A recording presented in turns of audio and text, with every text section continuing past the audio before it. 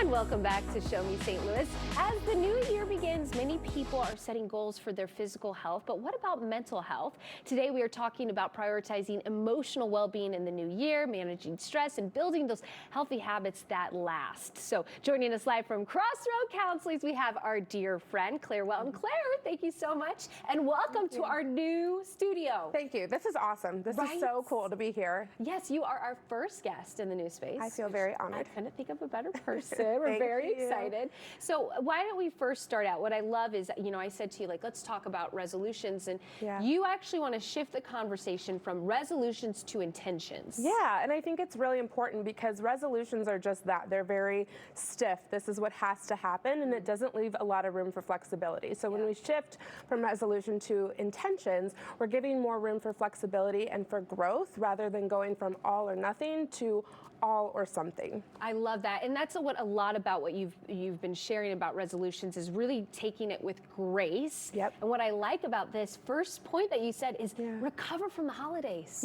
Yeah, I think that with the resolutions, we are expected to be on January 1st. And January 1st. That's it. Like, there's no room for that recovery, and we're really hard on ourselves sometimes with that. And so I think when we take it slow, and even if we had a good holiday, there's a lot going on. Right. So we have to know that January 1st doesn't have to be the end-all, be-all, and we can be flexible and moving slower to our goals and the things that we want to change. Yeah, I love that point. I feel like this past weekend was really my time to just like, okay, the holidays are here. We're having a new goal, a new building. So in starting slow, that's a pretty intentional thing. There's a reason for that because that's kind of the theme of it too, is you don't need to do everything all at once. Right, yeah, exactly. And so starting slow, it's not a failure. It's actually helping you regulate, and you're moving a little bit slower so you can be thoughtful about what it is you want to move forward with, right? And so I think when you do that, you're actually going to be more successful at your goals. I think really we need to move back more to those SMART goals that we all learned in middle school.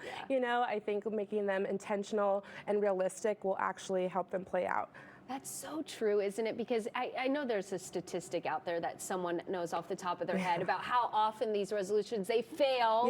You forget them. I make them. I forget them. Right. But starting small, starting slower is one way just to grow day by day. I also like this is reflecting before you push forward. Yeah, and I think that's another example of starting slow. We just go on, what are the trends? What's everybody doing? What do I want to do? But it's also looking back at last year of like, what worked well for me? What didn't work well for me? What do I maybe want more of and not just less of? And so when we reflect and we take the time to be intentional with that, we're going to start to make those intentions and not just those goals that are going to be a good momentum moving forward, adding it with being slow, adding it with taking your time and giving yourself grace as you ease into something new. Yeah, and I love the reflection too, because what a good habit to have, even just like if it's every month, every week, just how often do we forget to just like stop and be like, okay, how did that go?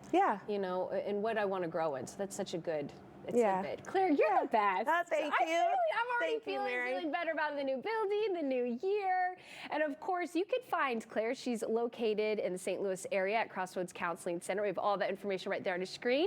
And she shares plenty of fun tips and tricks on Instagram at Jesus_and_therapy. You can learn more at hastyk.com/showme. Thank you for being here today. Thank you so much, Mary.